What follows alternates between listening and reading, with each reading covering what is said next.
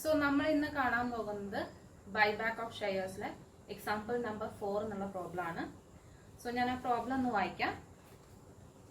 The balance sheet of Malabar Mars Limited as at 31/3/2020 is given below. Particularly equity and liability equity share capital വരുന്നുണ്ട് 1,20,000 equity shares of ₹10 each മൊത്തം 12 lakhs. Reserve and surplus ആണ് അടുത്ത item. അതിൽ security premium reserve 6 lakh വരുന്നുണ്ട്. Free reserves ആയിട്ട് 18 lakhs വരുന്നുണ്ട്. Non current ലയബിലിറ്റീസിൽ debentures വരുന്നുണ്ട് 25 lakhs and current ലയബിലിറ്റിയിൽ ക്രെഡിറ്റേഴ്സ് വരുന്നുണ്ട് 11 lakh. Total equity and liability 72 lakhs ആണ് വരുന്നത്. അസറ്റ് സൈഡിൽ നോൺ കറന്റ് അസറ്റ്സിൽ ഫിക്സഡ് അസറ്റ് 36 lakh വരുന്നുണ്ട്. കറന്റ് അസറ്റ്സിൽ stock 10 lakhs, debtors 8 lakh, cash and bank balance 18 lakhs, total asset 72 lakhs തന്നെയാണ് വരുന്നത്. On the above date, shares are bought back by the company to the extent possible at a premium of ₹20 per share. Give journal entries and also give balance sheet after buyback. So ഇവിടെ എന്താണ് പറഞ്ഞിട്ടുള്ളത്? നമ്മുടെ അടുത്ത് പറഞ്ഞിട്ടുള്ളത് on the above date, ഈ ഒരു ഡേറ്റിൽ company എന്ത് ചെയ്യുന്നു, എത്രത്തോളം ഷെയർസ് ബൈബാക്ക് ചെയ്യാൻ പറ്റുന്നുണ്ടോ അത്രയും ഷെയർസ് ബൈബാക്ക് ചെയ്യുന്നുണ്ട് എന്ന് പറഞ്ഞിട്ടാണ് തന്നിട്ടുള്ളത്. So number of shares that has to be bought back, എത്ര ഷെയർസ് ആണ് വാങ്ങേണ്ടത് ബൈബാക്ക് ചെയ്യുന്നത് എന്നുള്ളത് കൃത്യമായിട്ട് എടുത്ത് പറഞ്ഞിട്ടില്ല. We have to find out the number of shares that a company has to buyback. ഈ കമ്പനി എന്താണ് ബൈബാക്ക് ചെയ്യേണ്ട ഷെയർസ് നമുക്ക് കണ്ടെത്തണം. അത് കണ്ടെത്തിയതിന് ശേഷം നമുക്കതിൻ്റെ ബാലൻസ് ഷീറ്റും കൂടി വരയ്ക്കണം. ഓക്കെ, ജേർണൽ പ്രിപ്പയർ ചെയ്തതിന് ശേഷം എന്തും കൂടി ചെയ്യണം, നമുക്ക് ബാലൻസ് ഷീറ്റും കൂടി പ്രിപ്പയർ ചെയ്യണം. സോ ഒരു ലെങ്തി ആയിട്ടുള്ള പ്രോബ്ലം ആണ്. സോ നമുക്ക് ആദ്യം തന്നെ എന്താണ് maximum number of shares that can be bought back, അതല്ലെങ്കിൽ എന്താണ് എമൗണ്ട് എന്നുള്ള രീതിയിൽ നമുക്ക് കണ്ടെത്താൻ പറ്റും. ഷെയർസ് അല്ലാതെ എന്താണ് എത്രയാണ് എമൗണ്ട് എന്ന്, maximum amount that can be that can be used for buyback. ബൈബാക്കിന് എത്ര എമൗണ്ട് വരെ എന്നുള്ള ലിമിറ്റ് നമുക്ക് കണ്ടെത്താം ഷെയർസിന് പകരമായിട്ട്. ഓക്കെ, സോ നമുക്ക് എമൗണ്ട് ഓഫ് ബൈബാക്ക് എന്നുള്ളത് കണ്ടുപിടിക്കാൻ പറ്റും. ഓക്കെ, അതെങ്ങനെയാണെന്ന് നോക്കാം.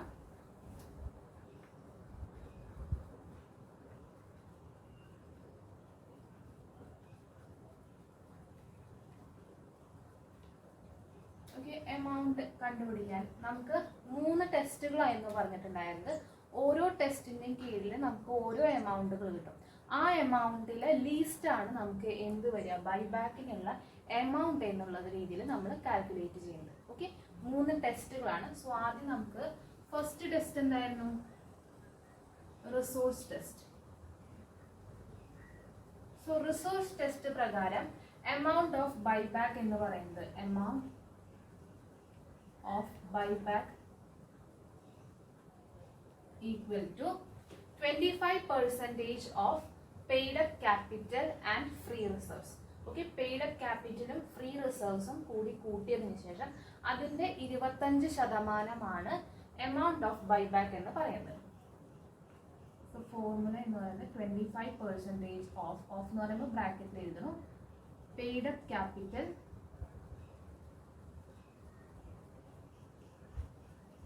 plus free reserves.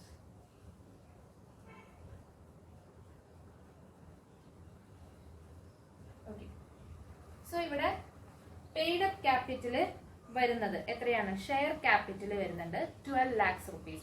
ഇക്വിറ്റി മാത്രമേ ഉള്ളൂ. സോ നമ്മുടെ പെയ്ഡ് അപ്പ് ക്യാപിറ്റലിൽ 12 lakhs തന്നെ വരുള്ളൂ. ആൻഡ് ഫ്രീ റിസർവ്സ് എന്ന് പറയുന്ന സമയത്ത് റിസർവ് ആൻഡ് സർപ്ലസിൽ ഫ്രീ റിസർവ്സ് 18 lakhs മാത്രം, അത് മാത്രമാണ് നമ്മൾ ഇവിടെ എടുക്കുള്ളൂ. ഓക്കെ, ഫ്രീ റിസർവ്സ് എന്നുള്ള നിലയിൽ 18 lakh rupees. So 25% of paid up capital 12 lakh plus free reserves എന്ന് പറയുമ്പോൾ 18 lakh.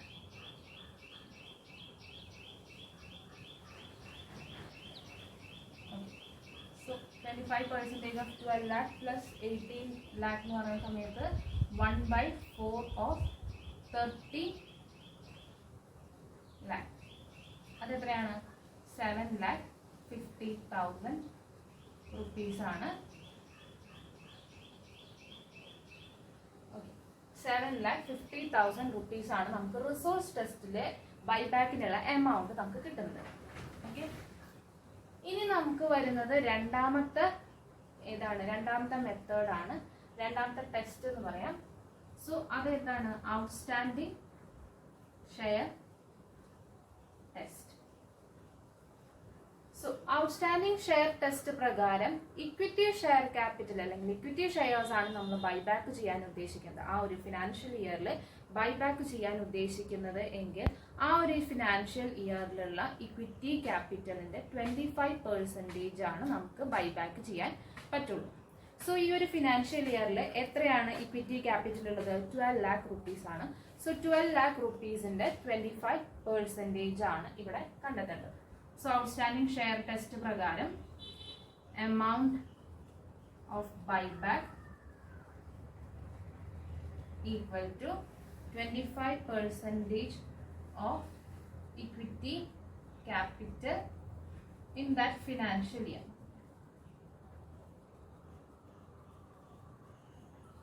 So ഈ ഒരു ഫിനാൻഷ്യൽ ഇയറിൽ 25% ഓഫ് എത്രയാണുള്ളത്? 12 lakh rupees ആണുള്ളത്. So that is 25% എന്ന് പറഞ്ഞാൽ 1/4 of 12 lakh എന്ന് പറയുന്ന സമയത്ത് it is 3 lakh rupees.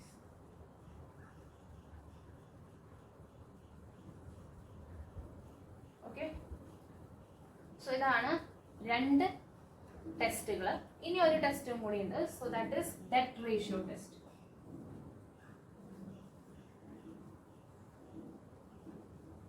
Debt ratio test. So debt ratio test എന്ന് പറഞ്ഞു കഴിഞ്ഞിട്ടുണ്ടെങ്കിൽ അവിടെ കാൽക്കുലേറ്റ് ചെയ്യാൻ ഒരു ഇതേമാതിരി സ്ട്രെയിറ്റ് ആയിട്ടുള്ള ഒരു ഫോർമുല അല്ല നമുക്കുള്ളത്. നമുക്ക് എന്താണ് ഒരു ഇത്തിരി വളഞ്ഞ വഴിയിലൂടെ ഒക്കെ യാത്ര ചെയ്യേണ്ടി വരും. സോ ഡെറ്റ് റേഷ്യോ ടെസ്റ്റ് പ്രകാരം ഫോർമുല വരുന്നത് debt equity ratio after buyback ആണ്. ഡെറ്റ് റേഷ്യോ ടെസ്റ്റിൽ ആഫ്റ്റർ ബൈബാക്ക് ആണ്. Debt equity ratio after buyback ആണ്.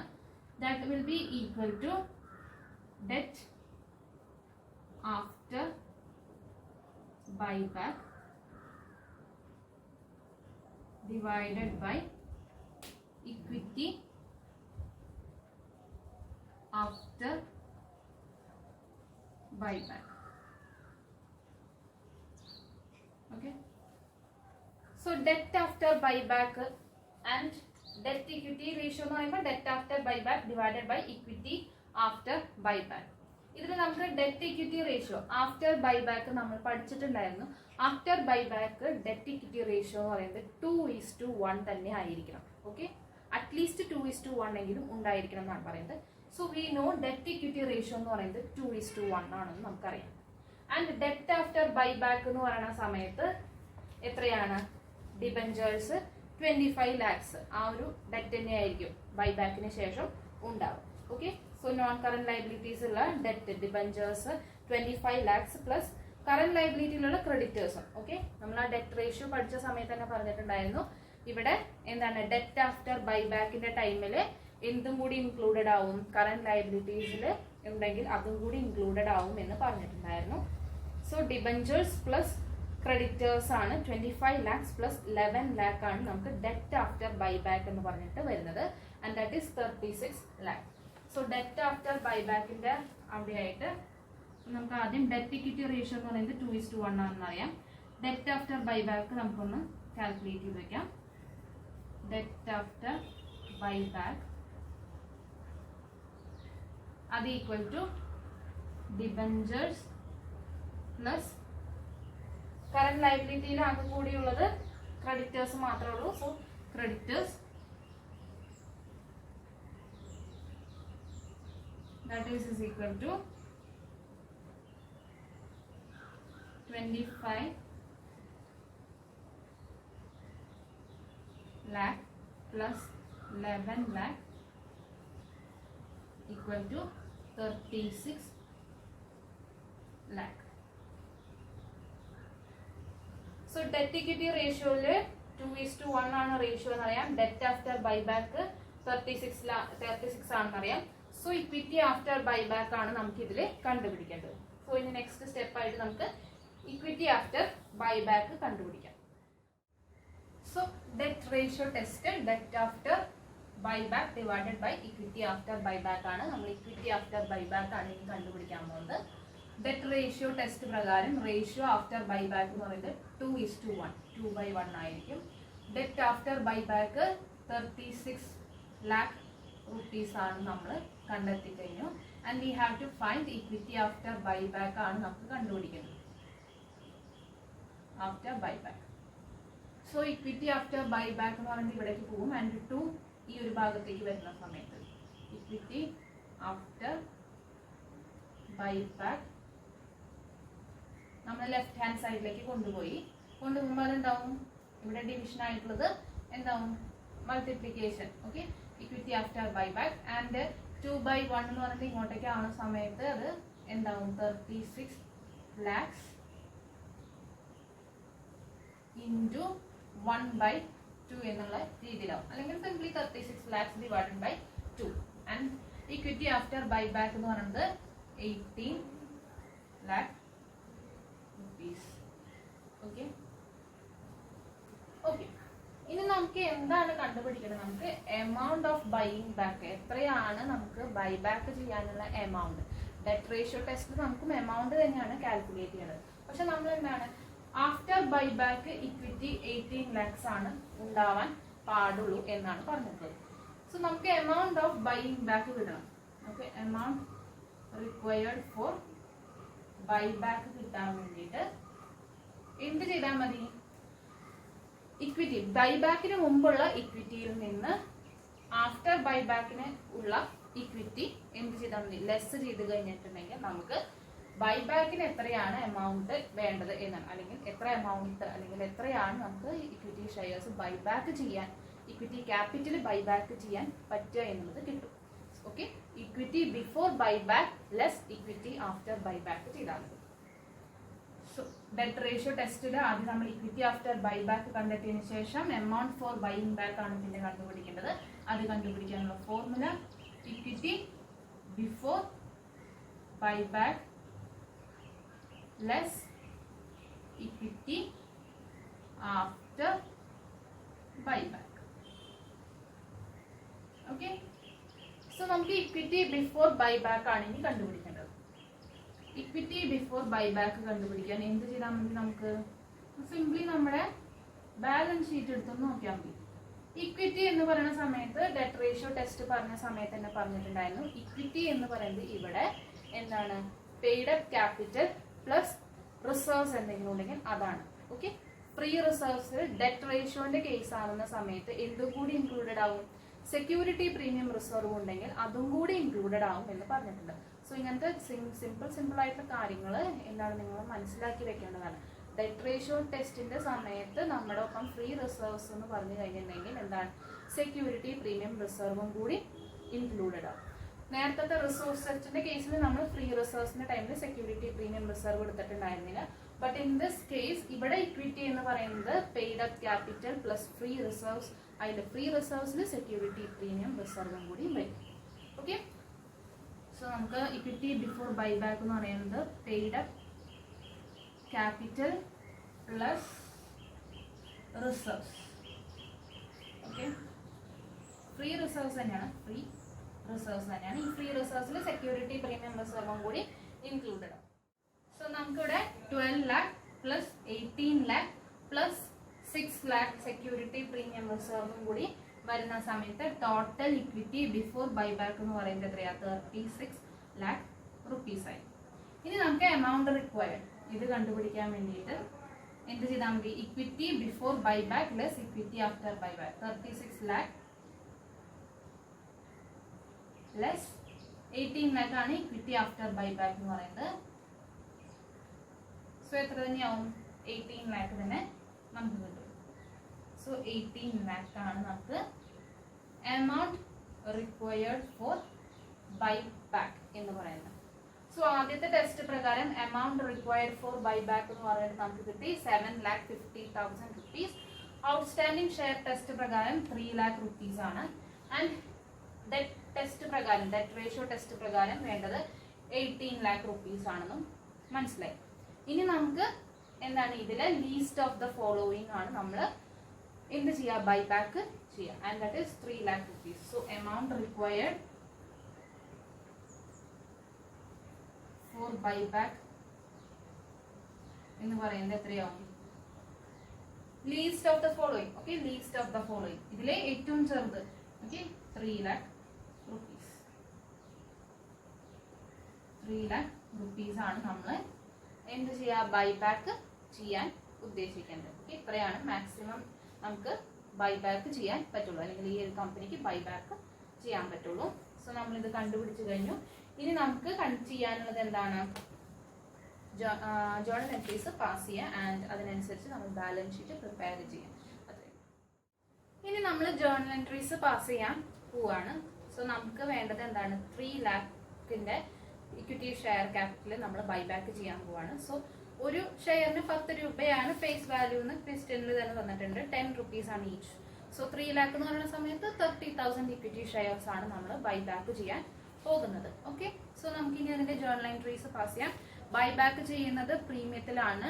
ആൻഡ് നമുക്ക് എന്താണ് സോഴ്സ് ഓഫ് ബൈബാക്ക് എന്ന് പറഞ്ഞിട്ടൊന്നും അങ്ങനെ എടുത്ത് പറഞ്ഞിട്ടൊന്നുമില്ല. സോ സോഴ്സ് നമ്മൾ ഉദ്ദേശിക്കേണ്ടത് ഫ്രീ റിസർവ്സിൽ നിന്ന് എടുക്കുന്നു എന്നുള്ളത് തന്നെയാണ് നമ്മൾ ഉദ്ദേശിക്കാൻ പോകുന്നത്. Free reserves and security premium reserve ഒക്കെ യൂട്ടിലൈസ് ചെയ്തുകൊണ്ടാണ് സോഴ്സ് എന്നുള്ള രീതിയിൽ നമ്മൾ എടുക്കാൻ പോകും. സോ നമ്മുടെ ആദ്യത്തെ ജേർണൽ എൻട്രി എന്ന് പറയുന്നത് എന്തായിരിക്കും? നമുക്കൊരു സെപ്പറേറ്റ് ബാങ്ക് അക്കൗണ്ട് തുടങ്ങണം ബൈബാക്കിന് വേണ്ടിയിട്ട്. So buyback bank account. Okay, buyback bank account debt to bank account എന്ന് പറഞ്ഞിട്ട് ജേർണൽ എൻട്രി വരും. സോ ബൈബാക്ക് ബാങ്ക് അക്കൗണ്ട് നേരത്തെ നമ്മൾ എത്രയാണ്? 30,000 ഇക്വിറ്റി ഷെയർസ് ആണ് ബൈബാക്ക് ചെയ്യാൻ ഉദ്ദേശിക്കുന്നത്. And face value 10 rupees plus 20 rupees പ്രീമിയത്തിനാണ് വാങ്ങുന്നത്. സോ മൊത്തം 30 rupeesനാണ് നമ്മൾ ഒരു ഷെയറിന് 30 രൂപ എന്നുള്ള നിലയിലാണ് വാങ്ങാൻ പോകുന്നത്. So 30,000 into 30 rupees. ഓക്കെ, അതാണ് നമുക്ക് ട്രാൻസ്ഫർ ചെയ്യേണ്ടത് ബൈബാക്ക് ബാങ്ക് അക്കൗണ്ടിലേക്ക്. നമ്മൾ അക്കൗണ്ട് ഓപ്പൺ ചെയ്യുന്ന സമയത്ത് ഇത്രയും റുപ്പീസ് ആണ് നമ്മൾ ഇടേണ്ടത്. So that is 9 lakh rupees.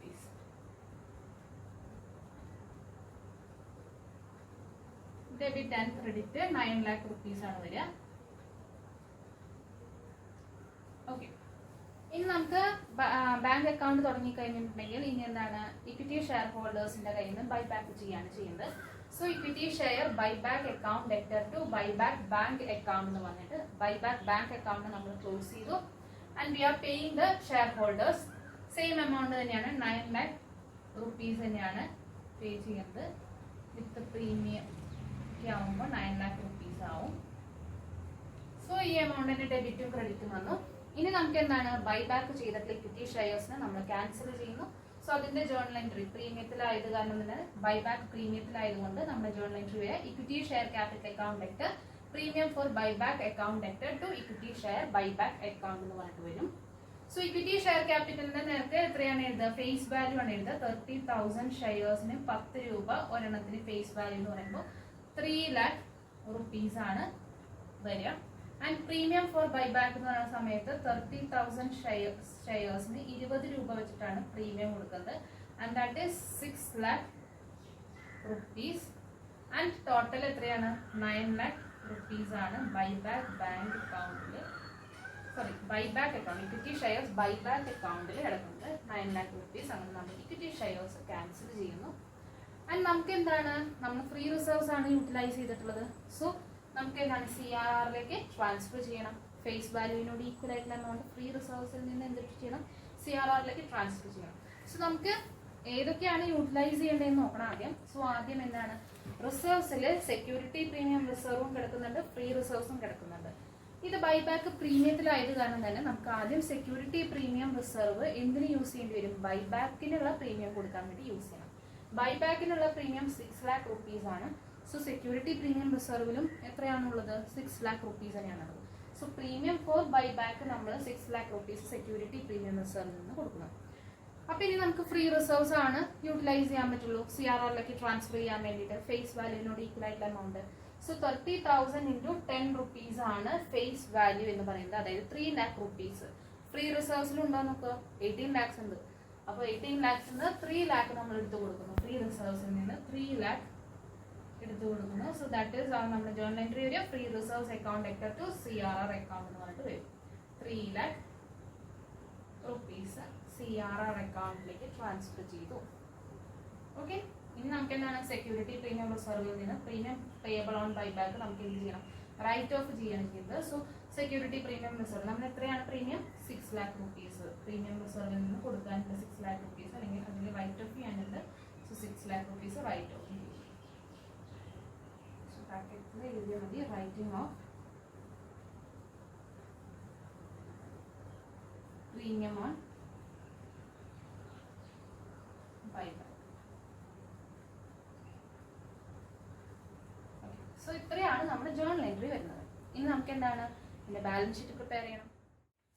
ഇനി നമുക്ക് പ്രിപ്പയർ ചെയ്യേണ്ടത് balance sheet of Malabar Marble ലിമിറ്റഡും കൂടി കാണിക്കാൻ പറഞ്ഞിട്ടുണ്ട്. So as on 31/3/2020. സോ നമ്മുടെ ആദ്യത്തെ ഹെഡ് എന്തായിരിക്കും വരിക, ഇക്വിറ്റി ആൻഡ് ലയബിലിറ്റീസ്. അതിൽ ആദ്യം വരുന്നത് ഇക്വിറ്റി ആണ് നമുക്ക് കാണിക്കേണ്ടത്. സോ അതിൽ ഫസ്റ്റ് ഐറ്റം ഇക്വിറ്റി. സോ അതിൽ എന്തൊക്കെയാണ് വരിക, എ ആയിട്ട് നമ്മുടെ ഷെയർ ക്യാപിറ്റൽ ആണ് വരിക. ഷെയർ ക്യാപിറ്റൽ എന്ന് പറയുന്ന സമയത്ത് 1,20,000 ഇക്വിറ്റി ഷെയർസ് ആയിരുന്നു ഉണ്ടായിരുന്നത്. അതിൽ 30,000 ഷെയർസ് ബൈബാക്ക് ചെയ്ത് ക്യാൻസലും ചെയ്തു. സോ ഇനി എത്രയേ ഉണ്ടാവുള്ളൂ, 90,000 ഷെയർസ് ഉണ്ടാവുള്ളൂ. So 1,20,000 minus 30,000 equal to 90,000 shares ആണുള്ളത്. ഒരെണ്ണത്തിന് 10 രൂപയാണ് ഫേസ് വാല്യൂ. സോ 10 rupees വെച്ചിട്ട്. സോ നമുക്ക് ഷെയർ ക്യാപിറ്റൽ വരുന്നുണ്ടാവുക എത്ര രൂപയാണ്, 9 lakh rupees ആണ്. സോ നമ്മൾ അതെടുത്തിട്ട് എഴുതുന്നു.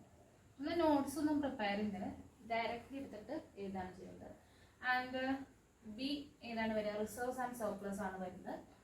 സോ റിസർവ്സ് ആൻഡ് സർപ്ലസ് അതിൽ വരുന്ന ഐറ്റം ഏതൊക്കെയാണ്, നിങ്ങളുടെ നേരത്തെ ബാലൻസ് ഷീറ്റ് എടുത്ത് നോക്കുക. അതേമാതിരി ജേർണലും വെച്ച് നോക്കിയതിന് ശേഷമാണ് പ്രിപ്പയർ ചെയ്യേണ്ടത്. സോ റിസർവ്സ് ആൻഡ് സർപ്ലസ് എന്ന് പറഞ്ഞിട്ടുള്ള ഹെഡിന്റെ കീഴിൽ വരുന്നത് ആദ്യം തന്നെ മറന്നു പോകാതിരിക്കാൻ വേണ്ടിയിട്ട് നമുക്ക് ആദ്യം CRR തന്നെ എടുത്തിട്ട് എഴുതാം. ഓക്കെ, CRR അല്ലെങ്കിൽ അത് മറന്നു പോകും. സോ CRR എന്ന് പറയുന്ന സമയത്ത് എത്ര rupees ആണ് വരുന്നത്, CRR നമുക്കൊരു 3 lakh rupees ആണ് ഉള്ളത്. ഓക്കെ, ഇനി നമുക്ക് നമ്മുടെ നേരത്തെ ബാലൻസ് ഷീറ്റ് എടുത്ത് നോക്കാം. ബാലൻസ് ഷീറ്റിൽ സെക്യൂരിറ്റി പ്രീമിയം റിസർവ് ഉണ്ട്. അത് നമ്മൾ എന്ത് ചെയ്തു, പ്രീമിയം ഫോർ ബൈബാക്ക് എന്ന് പറഞ്ഞിട്ട് കൊടുത്തു. അപ്പൊ ഇനി അതിന്റെ അവിടെ പിന്നെയുള്ളത് ഏതാണ്, ഫ്രീ റിസർവ്സ് ആണുള്ളത്. ഫ്രീ റിസർവ്സിൽ 3 lakh rupees 18 lakh ഉണ്ടായിരുന്നു ടോട്ടല്. അതിൽ 3 lakh rupees നമ്മൾ എടുത്തിട്ട് CRRലേക്ക് ട്രാൻസ്ഫർ ചെയ്തിട്ടുള്ളത്. സോ ഇനി ഫ്രീ റിസർവ്സിൽ എത്രയാണ് ഉണ്ടാവുള്ളൂ, 15 lakh rupees ആണ് ഉണ്ടാവുള്ളൂ. സോ ഫ്രീ റിസർവ്സിന് എഴുതുക. ആൻഡ് അതിന്റെ ബ്രാക്കറ്റിലായിട്ട് എഴുതുക 18 lakh minus 3 lakh. So that is 15 lakh. So മൊത്തം റിസർവ്സ് ആൻഡ് സർപ്ലസിൽ വരും 18 lakh rupees. ഓക്കെ, സോ ഇക്വിറ്റി കഴിഞ്ഞു. ഇനി നമുക്ക് വരുന്നത് എന്താണ്, ഇക്വിറ്റിയിൽ ഷെയർ ക്യാപിറ്റലും റിസർവ്സ് ആൻഡ് സർപ്ലസ് തന്നെ വരുള്ളൂ. ഇനി നമുക്ക് സെക്കൻഡ് ഐറ്റം വരുന്നത് ഇക്വിറ്റി ആൻഡ് ലയബിലിറ്റിയിൽ നോൺ കറന്റ് ലയബിലിറ്റി ആണ്. Non current liability. സോ അത് ഡിബഞ്ചേഴ്സ് ഉണ്ട്. ഡിബഞ്ചേഴ്സ് എത്രയാണ് വരുന്നത്, 25 lakhs ആണ് വരുന്നത്. അതിലൊന്നും വ്യത്യാസങ്ങൾ വരുന്നില്ല. ആൻഡ് അത് കഴിഞ്ഞിട്ടുണ്ടെങ്കിൽ പിന്നെ വരുന്നത് കറന്റ് ലയബിലിറ്റി ആണ്. സോ അതിൽ ക്രെഡിറ്റേഴ്സ് ഉണ്ട്. ക്രെഡിറ്റേഴ്സ് എത്രയാണ്, 11 lakh ആണ് വരുന്നത്. സോ ഇത്രയാണ് ഐറ്റംസ് വരുന്നത്. 9 lakh, 18 lakh, 25 lakh, 11 lakh. ഇത്രയാണ് നമ്മുടെ ഇക്വിറ്റി ആൻഡ് ലയബിലിറ്റിയിൽ വരുന്നത്. ടോട്ടൽ ആയിട്ട് വരും 63 lakh വരും. Okay, total. ഇനി നമുക്ക് വേണ്ടത് എന്താണ്, ഇത് കഴിഞ്ഞു. ഈ ഒരു സെറ്റ് ഇക്വിറ്റി ആൻഡ് ലയബിലിറ്റി കഴിഞ്ഞു. ഇനി നമുക്ക് അസറ്റ് സൈഡാണ് നമുക്ക് ഇനി എഴുതേണ്ടത്. സോ നമ്മുടെ ബി എന്ന് പറയുന്നത് അസറ്റ് ആണ്.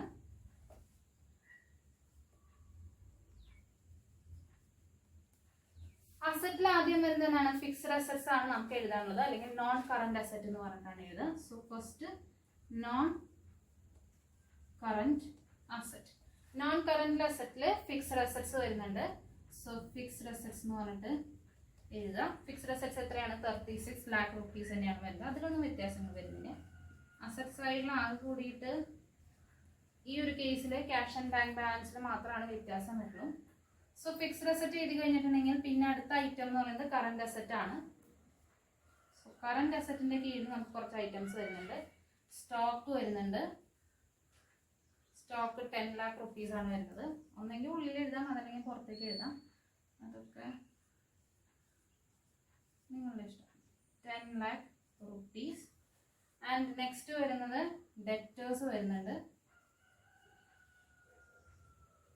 And that is 8 lakh. And ഇനി വരുന്നത് cash and bank balance.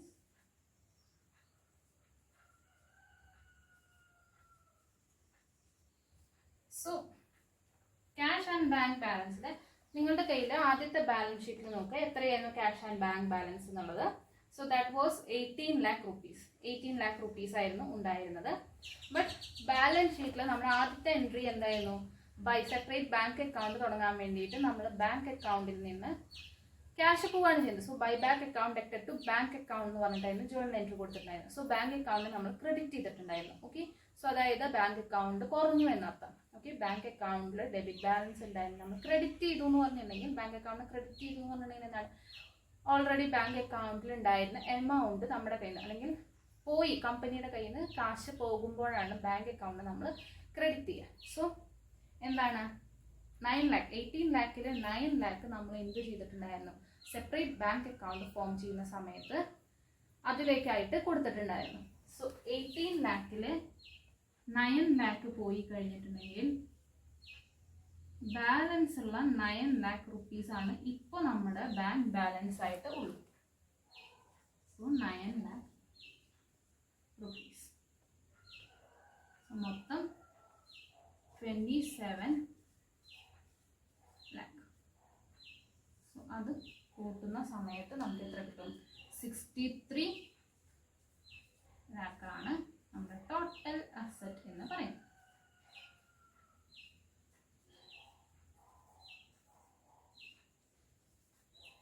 So നമ്മൾ പ്രിഫറൻസ് ഷെയർസിലൊക്കെ ചെയ്ത പോലെ തന്നെ നമ്മുടെ ഓൾഡ് ബാലൻസ് ഷീറ്റ് പ്ലസ് ജേർണലും ഒക്കെ നോക്കിയതിന് ശേഷം നമ്മൾ ന്യൂ ആയിട്ടുള്ള ഒരു ബാലൻസ് ഷീറ്റ് ഫോം ചെയ്യുന്നു.